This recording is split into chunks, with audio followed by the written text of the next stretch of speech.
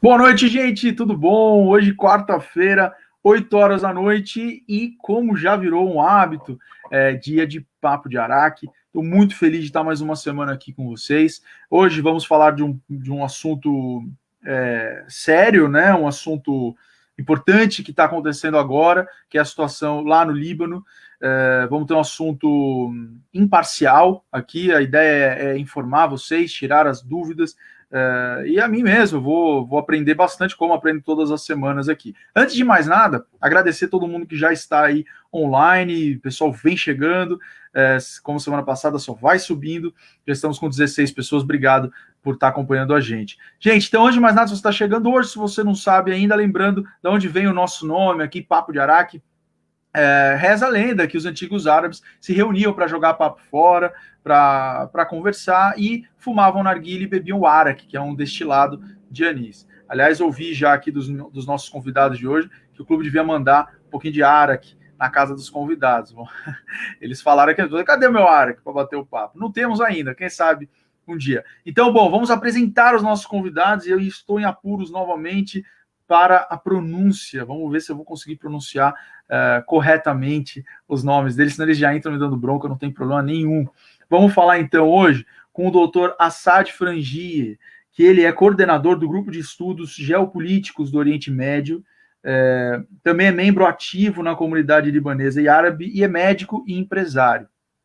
E vamos falar também com o senhor Fuad Ashkar, que é o coordenador do núcleo, muitos de vocês devem conhecer, porque ele é o coordenador do núcleo de cultura árabe lá do Esporte Clube Sírio, e também é advogado. Então vamos trazer os dois para o papo, e vocês começam a preparar as perguntas de vocês aí para mandar. Doutor Assad e Fuad, tudo bem? Bem-vindos. Obrigado. Boa noite. Boa noite. Boa noite. Primeiro, obrigado aí pela presença de vocês, pelo tempo de vocês. Antes de mais nada, mereço bronca ou falei certo os nomes aí? Falou certo. Sim, falou certo, né? Aí. É o que nos serviu um araque depois, então a gente não pode brigar com você agora. Pois é. Foi o doutor Assad que falou antes, a gente bate um papo antes, ele falou assim, cadê o araque aqui? Quem sabe, o nosso querido Gabriel Saeg está assistindo aí, tudo que é sugestão ele vai ouvindo. Quem sabe um dia eles aceitam essa aí. Ou quem sabe depois do programa não vira lá no clube, né, presencialmente, a gente não tem um espaço, aí fica mais fácil. Bom, primeira coisa, Fuad, você queria falar alguma coisa no início, né? Você pediu para mim. Isso, eu queria, em nome do Núcleo de Cultura Árabe, agradecer a abertura desse espaço que nos foi dado por vocês do Papo de Araque, inclusive com a remarcação de outros eventos para antecipar esse nosso, que trata de temas que estão acontecendo hoje e que são muito dinâmicos, né? Também queria agradecer a presença virtual, que seja de todos os que aí estão, e vamos lembrar que o Núcleo de Cultura Árabe interrompeu suas atividades desde março e, de alguma forma, estaria retomando hoje. O doutor Assad já fez diversas palestras, de tempos em tempos ele é chamado para nos atualizar sobre o que acontece na Síria e no Líbano, porque ele recebe informações diretas de lá. Isso daqui é muito importante. Com o tempo, se essa crise toda passar, retomaremos as atividades do Núcleo de Cultura Árabe. Era isso que eu queria falar. Se não, assim que passar, vai passar, e se Deus quiser, não falta muito, né? Eu queria reforçar, então, aqui as palavras do Fuad, agradecer o doutor Assad também, e agradecer, então, especialmente para o Andrei Gutierrez, que é o nosso próximo convidado da semana que vem. Eu vou falar no final o tema e tudo. Ele falaria hoje, ele gentilmente cedeu, porque, claro, essas coisas estão acontecendo agora, era importante que falássemos logo, né, sobre esse assunto. Então, ele cedeu e topou passar adiante a dele, tá bom? Então, bom, vamos lá. Eu queria. O doutor Assad quer falar alguma coisa de início ou posso começar com as perguntas? Sim, eu queria agradecer o Fuad, agradecer a você, agradecer ao William, também agradecer o Gabriel Saeg e o Esporte Clube Sírio. O papel do Esporte Clube Sírio foi muito importante em abordar de uma forma muito consciente, muito tranquila, alguns problemas do Líbano. Além dos convites que foram feitos para a gente falar um pouco da evolução dos problemas do Oriente Médio, feito pelo Núcleo de Cultura Árabe do Sírio, foi talvez o único clube, o único fórum que abordou a questão das manifestações de ruas que estavam acontecendo em Beirute desde 17 de outubro, né? Que isso teve um impacto muito forte e que nós conseguimos, dentro do Esporte Clube Sírio, manter um ambiente totalmente democrático, hospitalar, hospitaleiro, para as pessoas que estiveram presentes. Isso mostra realmente um grande grau de maturidade e de contribuição que o clube faz, né? Isso é muito importante. A diáspora, seja ela libanesa, seja ela síria, ela carece de fóruns políticos para se discutir nossos problemas, sejam na Síria, sejam no Líbano, de uma forma tranquila, equilibrada e principalmente respeitosa. Então, por isso, eu acho que é um grande prazer poder participar disso, apesar que a gente não sabe tudo, né? Mas a gente sabe, aquilo que a gente sabe, compartilhar com todo mundo no grupo. Perfeito. A gente que agradece, né? É muito enriquecedor. E a proposta é essa, a proposta de todos os programas, né, do Papo de Araque, mas especialmente quando a gente vai falar de um assunto tão delicado, é a isenção mesmo, é a imparcialidade, e a gente vai trazer informação aqui, tirar as dúvidas das pessoas. Eu agradeço muito, muito a vocês. A gente vai trazer informação, não, vocês vão, né? Eu vou aprender com todo mundo que está assistindo. Queria pedir, então, primeiramente, para que, acho que, doutora, bom, vocês fiquem à vontade, quem se sente mais à vontade para isso. Só assim, quem está chegando desavisado, né? O que aconteceu, né? A gente teve aquela explosão no porto, enfim, quais são esses últimos fatos para a gente poder contextualizar todo mundo e seguir nesse debate? O que está acontecendo? O que tem acontecido nas últimas semanas lá no Líbano? Principalmente, precisa voltar um pouquinho para trás, em termos de cronologia. O Líbano, desde 17 de outubro de 2019, tem tido manifestações de rua. E a manifestação de rua tem abordado vários tópicos, principalmente problemas internos, como elevação do custo de vida, problemas sindicais, problemas do dia a dia, mas dois grandes principais problemas. Um, em relação à corrupção, e o segundo, em relação à queda do valor monetário da lira libanesa. Então, antes da explosão do porto, o Líbano estava passando por um período muito delicado, porque havia uma crise econômica, no sentido que você estava tendo, o país não estava tendo produção, só estava captando importação de quase tudo, alimento, remédio, até eletricidade. Imagina, um país que importa a eletricidade, eles colocam um navio perto de Beirute e que fica funcionando como um gerador de eletricidade, um país que está há 30 anos, de uma dimensão muito pequena, não consegue montar um serviço de eletricidade. E imagina, então, um serviço de água, esgoto, tudo que um governo é obrigado a oferecer. Então, o Líbano tem passando por essa crise econômica. Somando essa crise econômica, você tem uma crise monetária. O que quer dizer uma crise monetária? Não tem dinheiro. Todos os investidores que fizeram grandes investimentos nos bancos libaneses, esse dinheiro foi emprestado para o Banco Central do Líbano e foi emprestado para o governo do Líbano. Então, em troca desse empréstimo, se dava elevados níveis de juros. E todo mundo achou isso bonito e começou a vender suas coisas, matar o comércio, matar a indústria, matar a agricultura.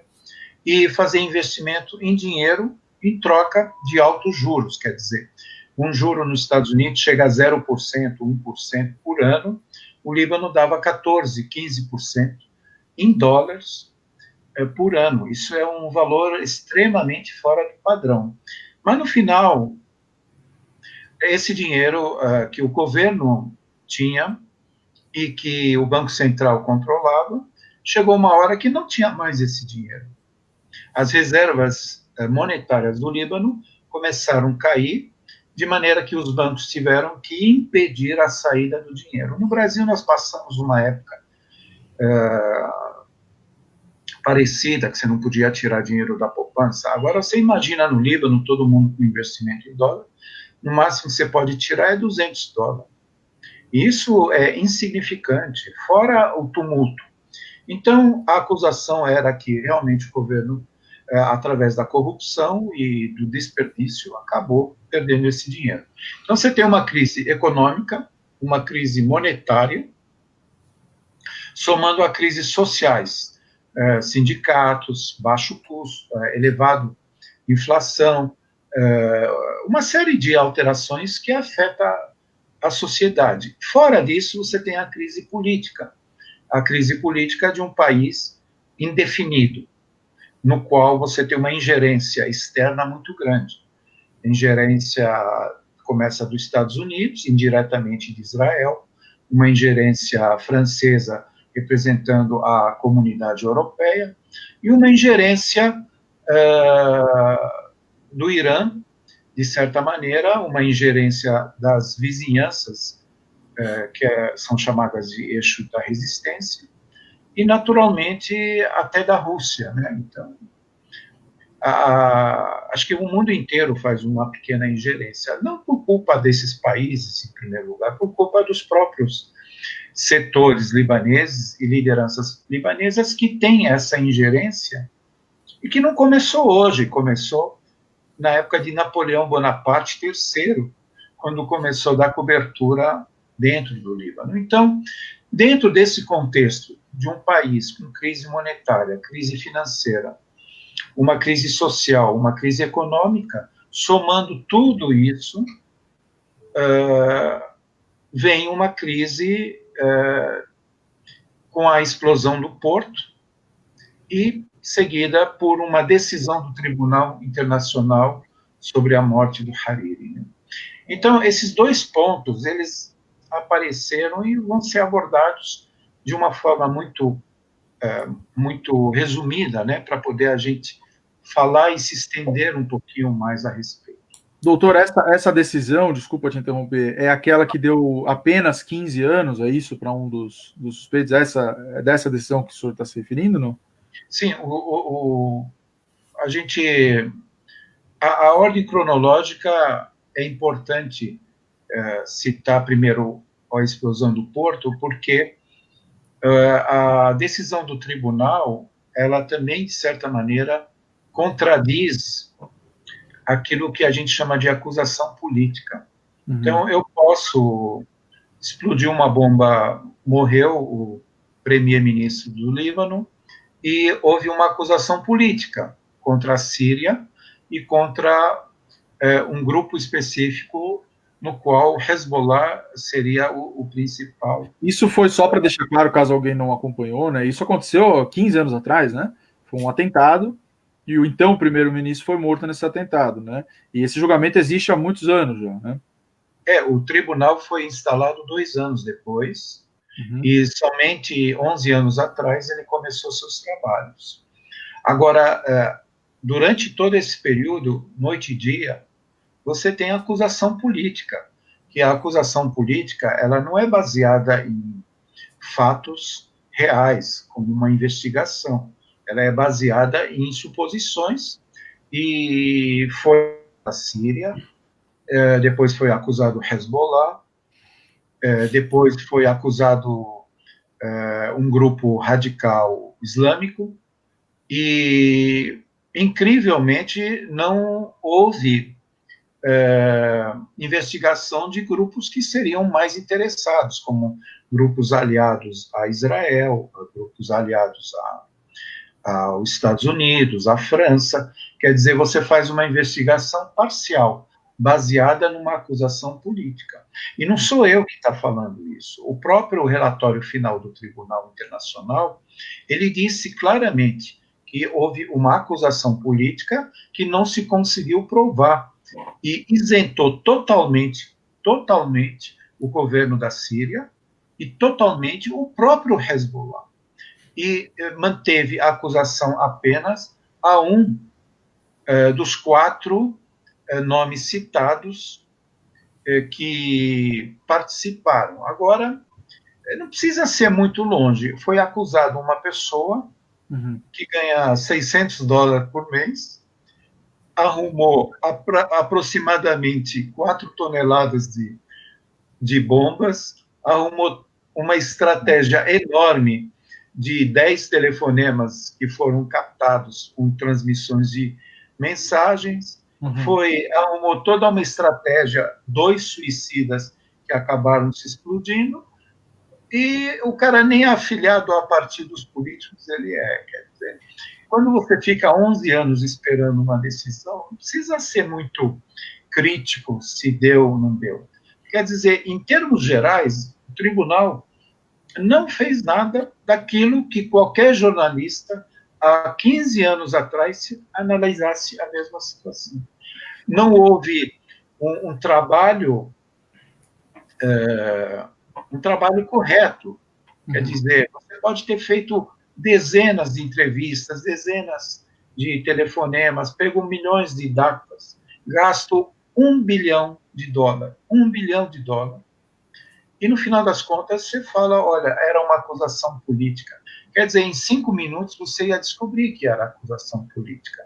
Então, na verdade, quando até porque vale, desculpa mais uma vez, esse tribunal ele é financiado por vários países, não é isso? Não, ele é financiado pelo governo libanês. Pelo governo?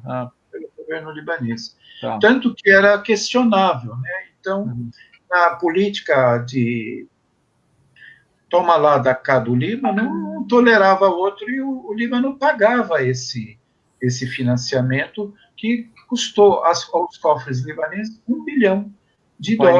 Já está com problema, né? E agora, essa condenação veio depois da explosão do porto? Ela era para ser denunciada alguns dias depois da explosão do porto, mas, politicamente falando, o próprio Hezbollah já tinha falado que o tribunal não ia ter nenhum efeito, porque, no fundo, você tem algumas coisas abertas e muitas pessoas foram lá e depuseram testemunhas, uma série de coisas. Então, qualquer jurista internacional sabe muito bem aonde que vai chegar o tribunal, porque o tribunal também não tem informações precisas. Por exemplo, se ele precisa de informação de inteligência para ver quem estava na região, qual que é os aviões que estavam lá, como que foi a movimentação, ele não conseguiu nenhum tipo de informações da inteligência norte-americana ou da inteligência de países que estavam circulando a região, como Israel. E nem eles, esses 2 países, foram citados como suspeitos, né?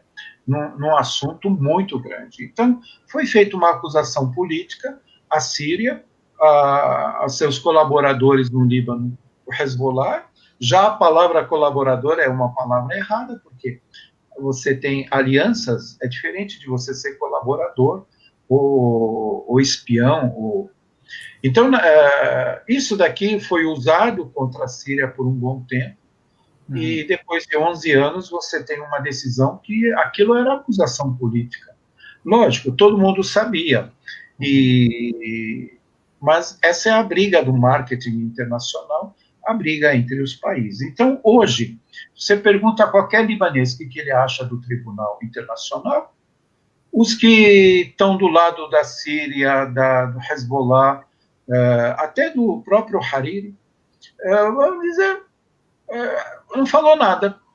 E quem está contra, queria uma condenação também política, fica criticando, né? Tá vendo? Isso daqui não dá certo. Então, no final, ninguém saiu satisfeito com a decisão do tribunal. A única coisa que ficou claro para os 2 lados é que é um desperdício de dinheiro e que o Tribunal Internacional é totalmente politizado, totalmente restrito a interesses de grandes potências que na hora eram fortes, né? Uhum. Na hora o Hezbollah estava numa posição de defesa, a Síria também estava numa posição de ataque contra a Síria, o Líbano estava totalmente dividido e naturalmente, a acusação política estava muito bem montada, estruturada para acontecer. Então, o que acontece hoje com o tribunal? Nada.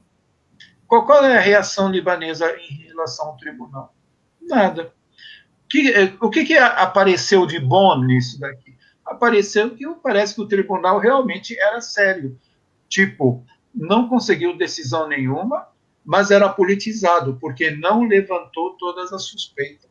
Não levantou suspeita de grupos radicais terem matado o Saad al-Hariri, não levantou a suposição que a inteligência israelense tivesse uma mão nessa história, que a monarquia saudita também pudesse ter uma mão nessa história, focou tudo em cima da Síria e, no final, falou duas coisas extremamente reais. A primeira, que a Síria não tinha culpa nenhuma, Hezbollah não tinha culpa nenhuma, e ainda mais, o presidente Hariri era muito amigo do Hassan Nasrallah, que é o secretário-geral do Hezbollah. Quer dizer, eles o acusaram durante 15 anos, dois amigos de um ter matado o outro. Não tem sentido nenhum.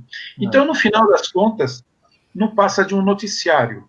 O tribunal não afetou nada na política, apenas abriu a porta de entendimentos melhores entre o grupo predominantemente sunita do Mustaqbal com o grupo predominantemente xiita do Hezbollah. E, naturalmente, a porta entre o Líbano, hoje o Hariri não pode sair por aí acusando a Síria de ter matado o pai dele, não tem nada a ver com isso. E o tribunal gastou dinheiro, desperdiciou horas, foi uma matéria condensada, uma matéria rica para o jornalismo, para a mídia internacional, para um monte de pessoas, e no final não deu em nada. Isso em relação ao tribunal. O que ele afetou? Isso deve ter motivado também muitas. Eu quero daqui a pouco saber das manifestações, né? Porque a gente vê também que foram desaparecendo, tá? Eu queria que vocês falassem um pouquinho sobre isso. Eu só quero responder aqui. O Marcelo perguntou: podemos perguntar, Marcelo? Sim, tá? Podem e devem. Qualquer pergunta ou comentário, por favor, coloca aqui que a gente põe na tela, tá bom? Olha aqui que bacana. Ó. Você falou. Marcelo tem boas perguntas, né? O Marcelo é colega nosso e é de casa. Mande perguntas, que a pergunta de vocês vai para a tela, tá? E também, viu, Fuad, o senhor como nosso coordenador aí, né, do Núcleo de Cultural, pode ficar à vontade, a palavra é sua também, para qualquer comentário que você queira fazer, ou qualquer colocação. Quem manda aqui hoje é você, eu estou aqui mais a passeio mesmo para aprender, mas fica à vontade, tá bom? Qualquer coisa, pede a palavra aí. A posição do Assad nessa matéria é muito parecida com a minha. Uhum. Nós acompanhamos a vida lá no Oriente Médio quase que diariamente. Todas as noites eu consulto agências de notícias, a SANA, que é a agência oficial da Síria, procuro em sites internacionais o que se passa lá, e realmente é muito parecido com o que o Assad está falando, ele que tem contatos diretos ali. Então, o que ele está falando eu endosso plenamente. Eu vou voltar na questão da explosão para fazer a conexão e depois até responder o Marcelo, né? Que ele enviou a pergunta, eu coloco na tela então depois que você... A divisão de poderes no Líbano, né? Mas antes disso é o seguinte, a explosão do porto de Beirute, ela tem um fator real, no sentido que houve displicência das autoridades libanesas. Isso é consenso. Quer dizer, a primeira situação, a maneira que os explosivos entraram, toda a construção, desde a compra desse material, a entrega no porto de Beirute, o desembarque desse material, e principalmente o depósito em si, o hangar 12, o famoso hangar 12, ele continha quase 3 toneladas esse nitrato de amônio. E várias autoridades dentro do porto chegaram a avisar autoridades acima delas. Então, o diretor-geral do porto, o superintendente do porto, o serviço de inteligência dentro do porto, a polícia alfandegária, os próprios cobradores de impostos que estavam reclamando que não estava sendo pago o depósito. Isso chegou a passar por instâncias superiores, como o ministro do Interior, como o premier-ministro, e por uma série de juízes responsáveis para dar destino àquele material que todo mundo sabia que é altamente explosivo. Durante 6 anos, só houve burocracia. Agora, isso não é burocracia apenas, isso é displicência das autoridades. E a explosão veio, independente dela ter vindo de um ato terrorista ou de um ato suspeito, ela é um ato de displicência que causou a morte de aproximadamente 200 pessoas, a mais 50 desaparecidos, um dano de bilhões de dólares e quase 6 mil feridos, que muitos deles devem ficar com sequelas físicas e mentais. E o culpado? O culpado disso daqui se abriu um inquérito, um comitê interno libanês, e nem precisa ter esse comitê, basta acompanhar os jornais que foram atrás da documentação e fizeram um belo de uma investigação que só mostra a falta de responsabilidade das autoridades. Então, independente do que aconteceu no porto de Beirute, a primeira e a última instância, que são as instâncias do porto, as instâncias políticas, estão no blá blá blá, literalmente no blá blá blá. Quer dizer, ninguém foi preso ainda de uma forma preventiva, como se faz em qualquer justiça. Tem muitas informações contraditórias. Você está começando a ver documentos falsos, de certa maneira, como se o juizado e como se a justiça, aliás, e o próprio governo quer esconder. Talvez porque todos têm um certo envolvimento. E, mais importante, o acusado principal não tinha armas lá dentro, o Hezbollah nunca teve armas no porto de Beirute, com tanta inteligência ninguém falou que tinha armas lá, e tentaram vesti-lo como responsável pela explosão do porto de Beirute. Isso qualquer pessoa um pouquinho equilibrada sabe que não é assim. Isso é um ponto. O segundo ponto, houve algum ato terrorista que causou isso daqui, e causou um dano tão grande que até o terrorista não quis se manifestar? É possível, porque a gente conhece... Desculpa, você tocou num ponto interessante, porque quando é um ato terrorista, eles logo assumem, né, a autoria, né? Então, por que teriam feito e não teriam falado? Isso não é comum, né? Porque o desastre foi enorme, né? O desastre foi enorme. Talvez se tivesse mais limitado, alguém teria declarado ameaçador. Mas não houve. Houve um monte de fake news acusando Israel, acusando grupos internos, terroristas internos, da parte mais islâmica radical. Mas não existe nada assim que você possa confirmar. Essa questão de um míssil que saiu, tudo isso não foi registrado. Você tem radares ao lado, o aeroporto de Beirute fica do lado, você tem radares militares, você tinha milhões de imagens sendo filmadas, e todas elas mostram que realmente a explosão aconteceu interno. Agora, um grupo pequeno poderia ter aproveitado essa displicência e colocado uma bomba e caído fora. Esta é uma suposição em aberto. Tem como identificar agora? Talvez não. Mas, como a gente fala no Líbano, de certa maneira, a verdade uma hora vai aparecer. Agora, até lá, ela vai ficar sendo manipulada, né? Então, O que pode ter acontecido? Eu não sei, ninguém tem essa resposta, e todas as acusações feitas, elas são acusações de ordem políticas, não são acusações de fato.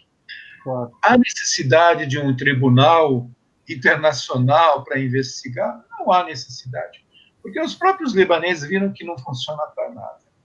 Quando a bomba explodiu no porto, você teve participação de inteligência francesa, do Catar, dos Estados Unidos, teve inteligência de vários países, do OTAN, que entraram lá e, no final das contas, dividiram o território do aeroporto em vários setores. Cada país mandou um grupo de resgate. Os ingleses mandaram uma fragata, a França mandou 40 especialistas, o Catar mandou alguns outros, o Egito mandou, a Grécia mandou, a República Tcheca mandou. Aí você pergunta, mas quem autorizou todo mundo a entrar? Ninguém sabe. Que chegaram, entraram e estão investigando. Isso é o modelo de trabalho do governo do Líbano dividido. Então, a França chegou lá, o Macron chegou lá, falou: vocês estão muito corruptos, vocês receberam muito dinheiro da gente, apesar do porto, a gente vai dar um pouco de dinheiro para vocês, mas vocês têm que resolver ainda o problema monetário, que o país está totalmente falido, a economia que não se sabe que caminho vão fazer, e ainda mais, todo mundo tem que participar no próximo governo, principalmente o Hezbollah. 2 dias antes, o Macron tinha criticado o Hezbollah. No dia seguinte, a explosão, falou: olha, vocês são os únicos que não estão participando da corrupção do Líbano. Aí você não entende mais nada.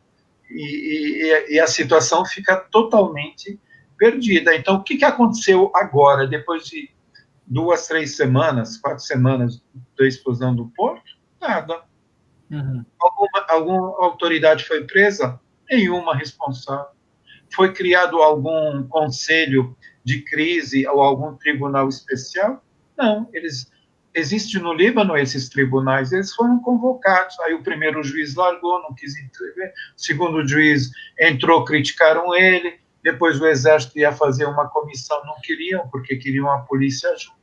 No final das contas, segurar a bola no meio de campo. Então, todo mundo está segurando a bola no meio de campo para não mudar o status quo do Líbano. E, naturalmente, o porto, apesar de ser um grande problema, ele não esconde para onde está indo o Líbano. É um episódio muito sério, muito grave, vai ter sequências no futuro, assim como o tribunal. A sequência dele foi não ter sequência nenhuma, que também faz parte do jogo político, você inocentar uma acusação política, e agora está voltando os problemas essenciais do Líbano, a crise monetária e a crise econômica e a crise social. Agora, a gente tem, você falou, né, dos efeitos e tal, eu queria perguntar também, Fuad, se quiser fazer qualquer colocação também aqui, os efeitos a médio e longo prazo, porque antes da explosão e tudo, tinha ali um governo, e esse governo, depois desses eventos, ele renuncia, não é isso? Então, assim, isso já é um efeito grande a curto prazo, né? E a médio e longo prazo, essa cadeia de eventos, ou até a saída deste governo, quais são esses efeitos aí a médio e longo prazo para o Líbano? Uma coisa, esse governo ficou pouquíssimo tempo.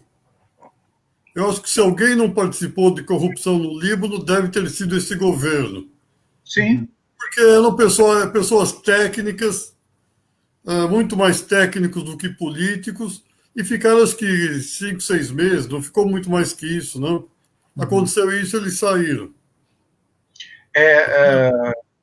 Como você disse, o governo do Hassan Diab, que é o atual primeiro-ministro, ficou 6 meses. E ele já estava prestes a se demitir antes da explosão. Por quê? Porque ele fez por causa de uma auditoria. Ele declarou que faria uma auditoria fiscal no Banco Central do Líbano e, consequentemente, nas contas do governo. O governo do Líbano é um governo que ficou praticamente 10 anos sem aprovação de orçamento. Então, imagina o Brasil, sem Congresso, nunca aprovou um orçamento e o governo gasta do jeito que quiser. Por isso que a dívida do Líbano é extremamente alta. Ele não tem um orçamento discutido pelo Congresso, que é o parlamento. Isso é uma coisa. E a segunda coisa é, o governo do Hassan Diab tentou algumas mudanças, mas ele chegou numa garupa de um cavalo morto, praticamente falido, e proibido de mexer na conta principal. Eu tenho um responsável no Líbano, que é o chefe do Banco Central, Riyad Salemi, que está há 30 anos lá, praticamente 22 anos e pouco. E a primeira lei não pode mexer no cara responsável pela pirâmide libanesa. Lembra, todo mundo sabe a história da pirâmide, né? Os primeiros ganham e embaixo todo mundo perde. E não pode, ele não é responsável, ele tem que continuar. Então, como que você faz? A primeira coisa que o primeiro Hassan Diab teve de problema, ele queria mexer e reorganizar toda a estrutura bancária. Aí todo mundo ficou contra. Quando eu falo todo mundo, é cristão e muçulmano, partidos políticos que participam do governo, quase todo mundo ficou contra ele. Então, hoje, o que acontece? Ele pediu demissão, mas não tem governo para ser substituído. O Líbano está dividido, as pessoas estão conversando, ele está governando melhor. Ele só não pode tomar decisões estratégicas de ampla atitude e tal, porque ele tem que mandar esse tipo de decisão para o parlamento, que o parlamento está se reunindo, não vai mudar nada. Mas o país está funcionando melhor agora do que quando ele estava oficialmente. Isso no Líbano existe essa política. Como é um ministério, então os ministros ficam como ministros, fazem tudo, tomam decisões, porém, algumas macro decisões têm que passar pelo Congresso.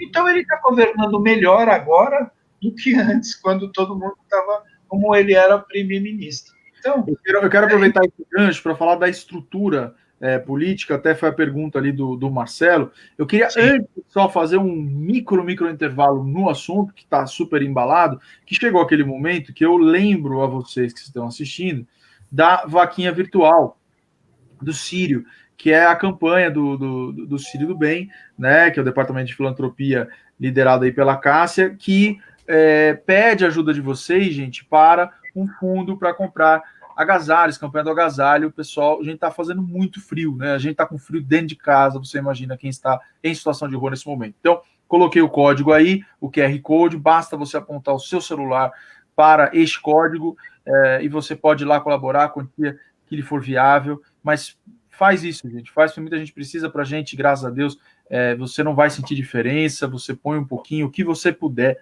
que vai ajudar muito essas pessoas. O código, a partir de agora, vai ficar aí até o final do nosso papo, a hora que você puder. A gente até perdoa você sair um pouquinho aqui do papo, se for para ir lá doar e depois já volta, tá bom? Mas então, voltando... Olá, só uma coisa. Pode falar, claro. Eu estou recebendo algumas mensagens aqui de pessoas que dizem que não estão conseguindo entrar no papo. Ah, é? Olha, basta... O Carlos Tebechirani Haddad acabou de me mandar uma mensagem informando que o link não está abrindo. Então, basta... Na verdade, nem precisa de link, né? É só eles entrarem através do Facebook. Eu escrevi para ele, Facebook/Clube Sírio. Isso, ou vai na busca, né? Às vezes a pessoa coloca assim, pode digitar uma coisa errada, mas vai na busca, coloca Esporte Clube Sírio, é o post, o primeiro post ali. Estamos ao vivo, né? Mas senão a gente tem bastante gente vendo aqui, viu?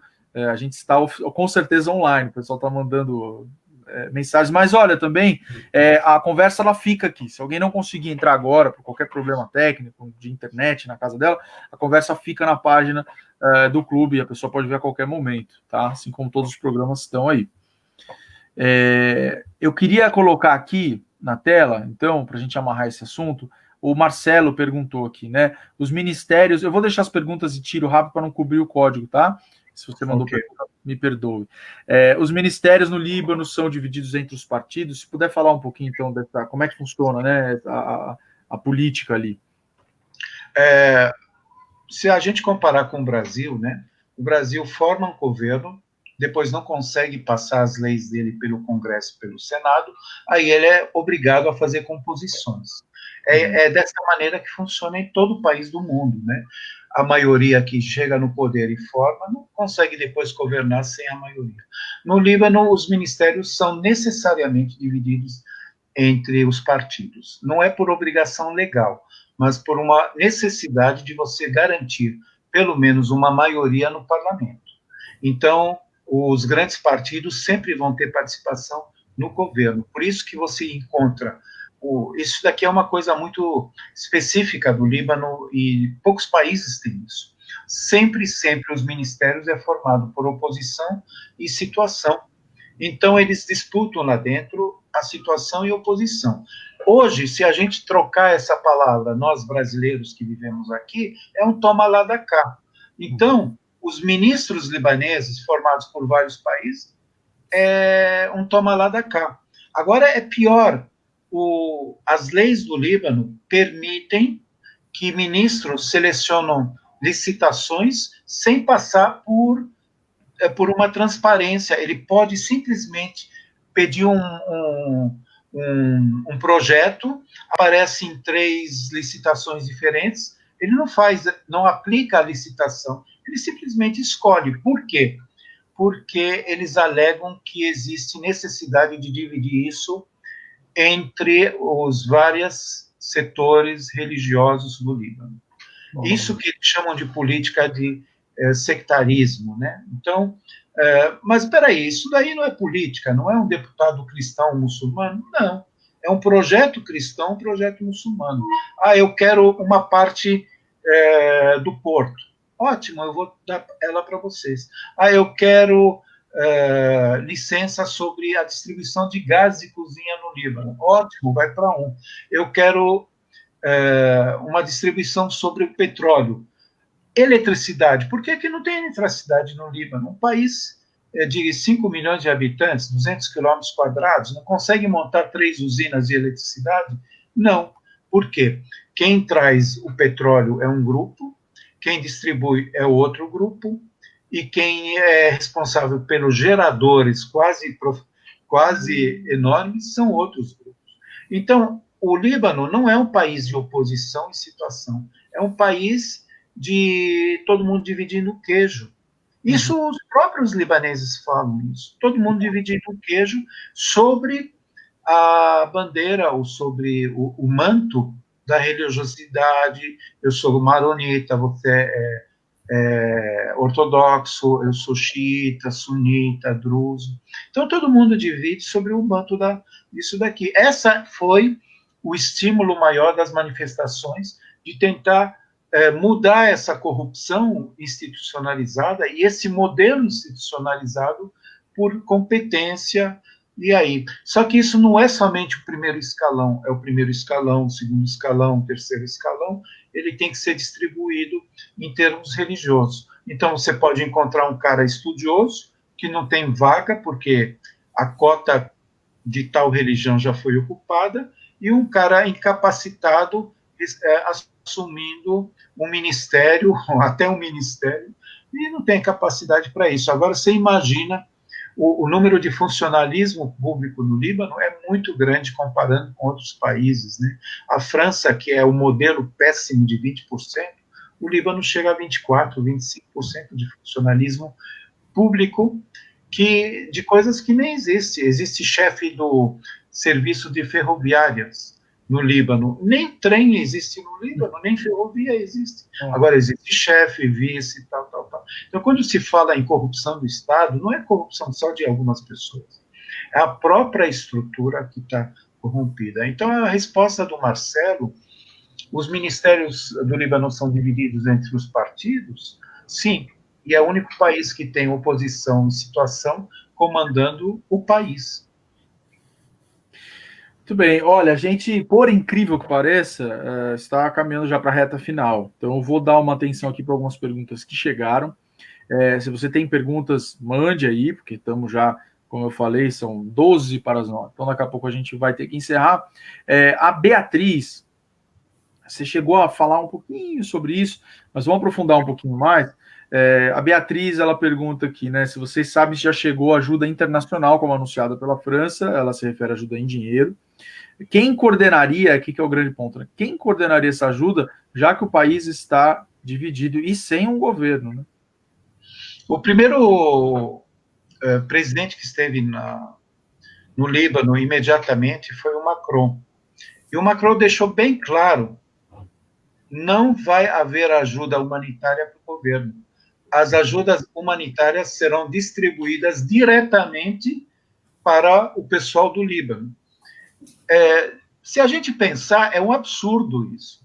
Porque você tem algumas instituições corretas: Cruz Vermelha, Defesa Civil, Corpo de Bombeiro. Você tem instituições do governo que precisa de dinheiro, hospital público. Agora, chega um presidente e dá a ordem que o dinheiro não vai ser dado para o governo. Nós que outro país, né?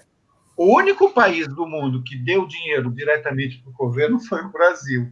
Talvez porque não tinham tanta intervenção, ingerência no Líbano. Mas o Brasil foi o único país que chegou e falou: o dinheiro vai para o Ministério do Interior, vai para o Exército Libanês, para ele fazer a distribuição da alimentação. Qual foi o valor, doutor, que o Brasil enviou? Você saberia dizer, não?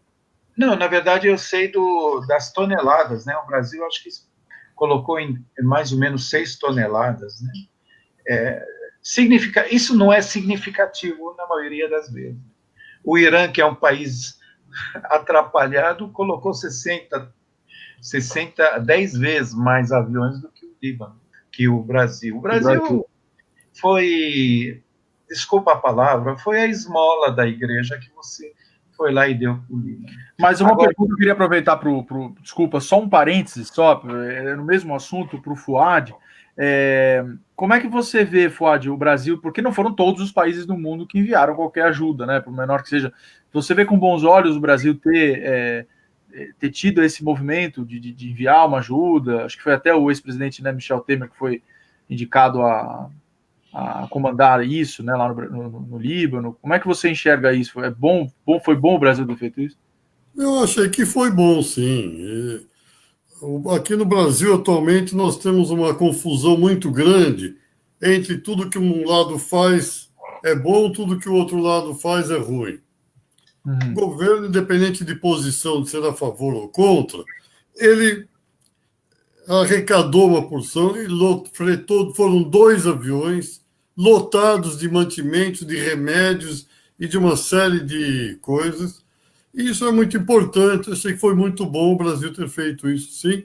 E comandar essa viagem ser comandada pelo presidente Michel Temer, que ele é filho de libaneses. Então isso daí melhora até a imagem do Brasil lá. Eu acho que foi muito bom. Que bom. E o Brasil é descendente, né? É uma colônia muito grande, né? Então é bom que mantenha isso, né? Esse laço. Eu acho que, independente do meio que chegar a ajuda, o Líbano precisa de ajuda. Né? Então, não é porque veio pelo Bolsonaro que a ajuda passa a ser verde e amarela e ela não tem. O que importa aqui é as pessoas que estão do outro lado, que estão sofrendo, chegar o material. Sim. Eu não sou contra o Macron, o país, Estados Unidos, até o Catar, países árabes, ajudarem. O meio que eles ajudaram é um meio que eles estão tirando proveito para eles. Agora, eu, como libanês, na hora que eu estou totalmente desfavorável, eu não acho ruim, não. Se o cara vai me mandar um arroz, não é porque o arroz da França é melhor que o arroz do Catar, por exemplo. Claro, toda ajuda é bem-vinda. Há uma diferença a gente, às vezes, levantar algumas críticas à maneira de você ajudar, mas isso não significa que não é válida. Eu acho que é válido. O Brasil fez o que pode em muito pouco espaço de tempo, porque não tem um elo de organização maior com o Líbano. Não existe uma ponte de relacionamento, de ajuda constante com o Líbano, diferente da França, diferente de países árabes, diferente até do Irã. O Iraque, por exemplo, ele mandou ajuda em forma de petróleo. Então, petróleo ajudava a manter a eletricidade, a baixar o preço da gasolina em plena crise. Então, o Iraque foi um país extremamente importante nesse momento. Então, todo mundo montou um monte de hospitais, desde o Marrocos até países europeus, hospitais de campo. A maioria desses hospitais de campo está tratando os hospitais que foram destruídos, estão tratando como se fosse um hospital comum, porque o número de feridos já foi tratado, encaminhado para casa, ou está nos hospitais, aqueles feridos mais graves.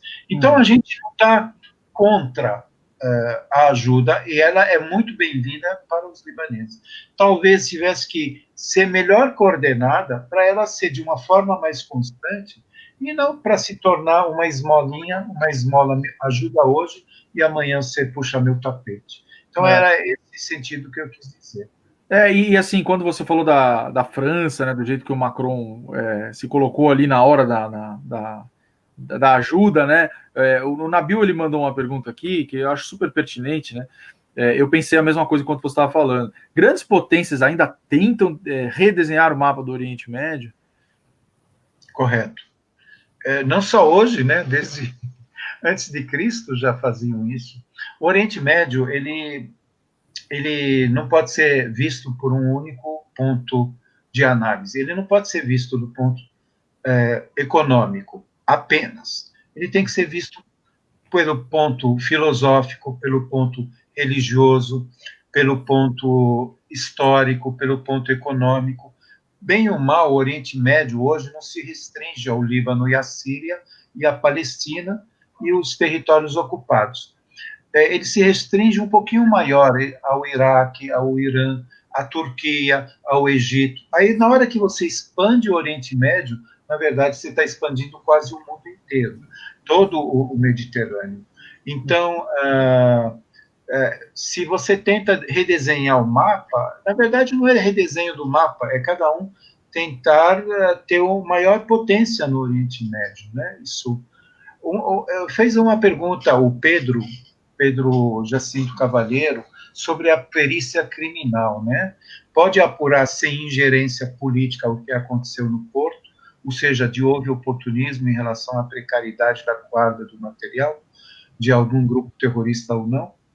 É o seguinte, Pedro, a imprensa e as iniciativas privadas já fizeram a investigação.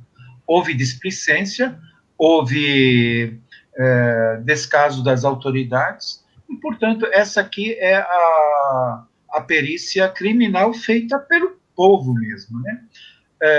Na parte oficial, ela está sendo atrapalhada, está tendo muita intervenção, e é impossível qualquer coisa no Oriente Médio acontecer sem ingerência. Isso daqui é tradição, e não é uma tradição de fora para dentro, é de dentro para fora. Então, na época do Napoleão III, quando ele quis entrar e cutucar o grande Império Otomano, nos anos 1800 e pouco, 820, 830, ele chegou lá e ele precisava de algum apoio, aí pegou os cristãos a favor dele. Aí os cristãos começaram a cutucar o otomano cutucava o francês acabou chamando o inglês acabou ali. Deu uma travadinha aqui. Agora voltou, então, doutor. Você pode retomar um pouquinho só, porque deu uma travadinha aqui. Só sim. retomar um pouquinho a sua fala. Então, vou no inglês. O francês tentou puxar o tapete do otomano. Aí o otomano bateu nos cristãos. Os cristãos apelaram à França. Aí a França começou a ajudar alguns cristãos oligárquicos que bateram nos drusos. Os drusos ficaram com medo. Chamaram os ingleses chamaram os russos, porque se entende melhor. Isso nós estamos falando de 1800 E quem comanda lá? A Turquia, que era o Império Otomano. Então, acabou fazendo isso, ajudando ali. Como que você faz a intervenção? Se cria uma escola que fala francês. Hoje tem escola que fala francês, inglês, italiano. Eles até têm escola que ensina latino, tem escola que ensina armênio, e escola que fala árabe, e universidade ligada à religião, universidade ligada a essa, que eles chamam de mosaico, né? De certa maneira, é um grande mosaico. Agora, não quer dizer que seja muito bonito, né? Então, a ingerência, ela é um fato muito antigo, né? O Líbano sempre foi Emirados, né? Dois grandes Emirados, cristão e druso, e não era um país no mesmo contexto que a gente tem ele hoje. Então, se criou o Grande Líbano, se juntou demografia e planícies que não era parte desses Emirados, e no final você criou uma estrutura ao modelo do Código Civil francês, né, com as mesmas coisas de estrutura de Estado francês, né, ocidental, mas com uma população com culturas diferentes, etnias diferentes, religiões diferentes, e no final virou um mosaico. Quando estava em paz é bonito, todo mundo vai. Mas se a gente avaliar cada 20 anos, o Líbano tem uma guerra que dura 10, né? Então, não é bem assim como a gente. Infelizmente, né? Infelizmente. Mas... Olha, a gente está realmente quase, falta 3 minutinhos. Eu queria fazer mais 2 perguntinhas só. Se a gente puder ser bem sucinto na resposta, para pelo menos o pessoal ouvir, porque eu acho que são perguntas importantes. Primeira, por que as manifestações de rua cessaram? Tem algum motivo isso? Sim, tem um motivo claro. O primeiro motivo é que nem todo mundo que foi para as manifestações tinha objetividade no que queria reivindicar. Então, você tinha grupos de objetivos sociais reais e tinha gente manifestando por se manifestar por interesse político. Então, você não tinha um comando único das manifestações, porque não havia uma bandeira única. Então, a bandeira, eu sou contra a corrupção. Isso não é bandeira, isso é reivindicação, é direito.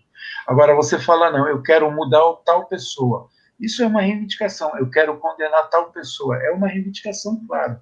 Eu quero abaixar o preço da gasolina. Isso é uma reivindicação, claro. Não havia manifestação clara, objetiva a respeito disso. Por isso que essas manifestações desapareceram, porque alguns grupos políticos foram chamados, todos eles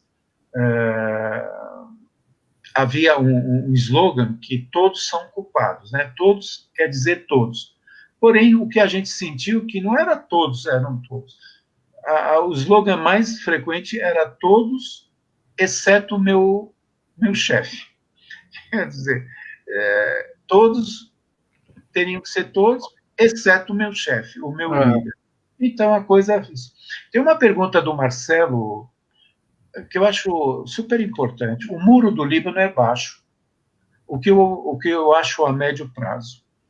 Marcelo, eu acho que não tem dias, não virão dias... Posso amarrar, doutor? Desculpa, vou amarrar então com exatamente a última pergunta que eu ia te fazer, que tem tudo a ver com o que ele perguntou, que é justamente, eu vou botar o longo prazo também, o que esperar para o futuro do Líbano. Aí também, se o Fuad quiser falar depois. O futuro próximo, eu acho que o Líbano vai voltar a ter uma crise econômica violenta, a crise monetária é de extremamente dificuldade em ser recuperada. Então, a médio prazo, dentro de 1 ano, 2 anos, eu não vejo uma recuperação rápida do Líbano. Vai continuar em banho-maria do jeito que está, mas a população em si vai ficar mais pobre, isso já começou sinais claros, e, na verdade, não há nenhum projeto nacional unificador que possa tirar o Líbano da crise monetária, da crise econômica, portanto, vai ficar mais difícil, pelo menos nos próximos meses, no próximo ano e tal. Agora, não há expectativa de guerra, que o pessoal fala muito, né? O Líbano, Israel também, que está do lado, ela tem problemas internos muito graves, tem problemas econômicos, problemas sociais, tudo isso faz retrair aqueles aventureiros que queiram provocar aqui e provocar lá. Agora, o Oriente Médio, antigamente, os ingleses chamavam o embaixador jordaniano, embaixador inglês na Palestina. Aí perguntavam para ele, é o seguinte, meu amigo, você já está sabendo o que acontece no Oriente Médio? Se ele falasse, sim, eu estou sabendo tudo, eles demitiam ele, porque ele não sabe nada. Se ele falava, não estou sabendo de nada, então volta para o Oriente Médio, porque você é o adequado. Não dá para prever o que pode acontecer. Não existe uma possibilidade, uma hipótese descartada. Então, uma guerra pode acontecer? Pode. Um maluco pode, né? Causar uma guerra e gerar um conflito, mas não é a tendência atual.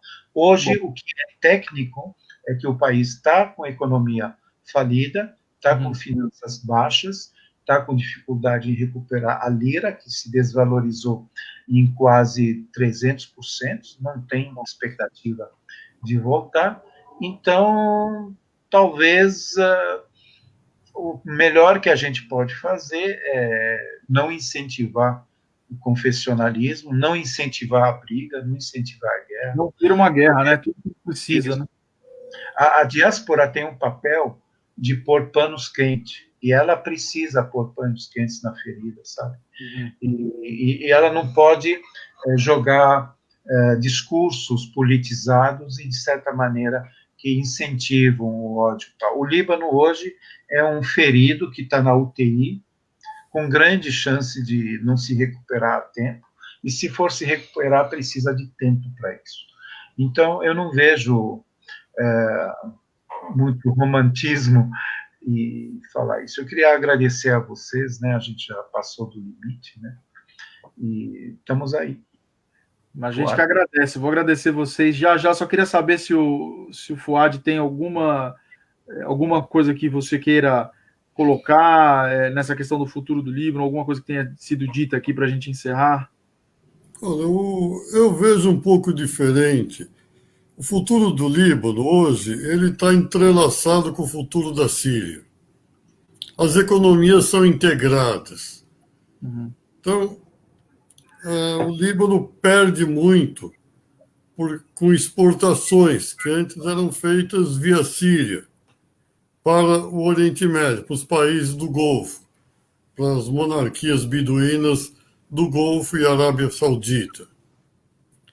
E aquilo ia tudo por terra via Síria. O Líbano perdeu muito dinheiro com isso.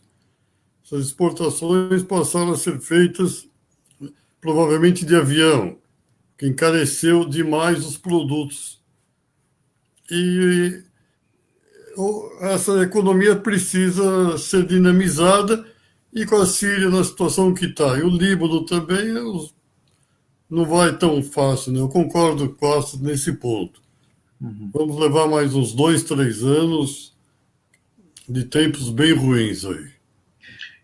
Tem uma coisa ligada à Síria, né? Que a economia da Síria e do Líbano tem muita coisa em comum, né? E a gente percebe até as diferenças de forma de tratar, né?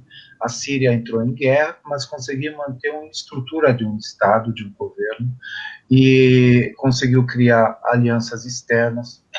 O presidente Bashar al-Assad, uma vez, ele disse que, no comecinho da guerra da Síria, se você não consegue ajuda do Ocidente, se vira para o Oriente. No Líbano, agora, é a mesma coisa. Estão falando, por que não pede ajuda ao Irã, à China? Deixa a China construir o povo. A Síria consegue responder isso. O Líbano, pela divisão sectarista dos seus líderes, não consegue.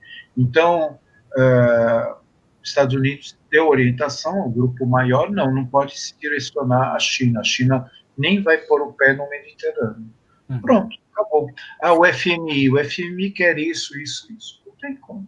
Entendeu? Então, essa é uma diferença importante entre a Síria e o Líbano. A Síria tem um governo, apesar de toda a guerra, e o governo age, demite ministro, coloca ministro, faz eleições.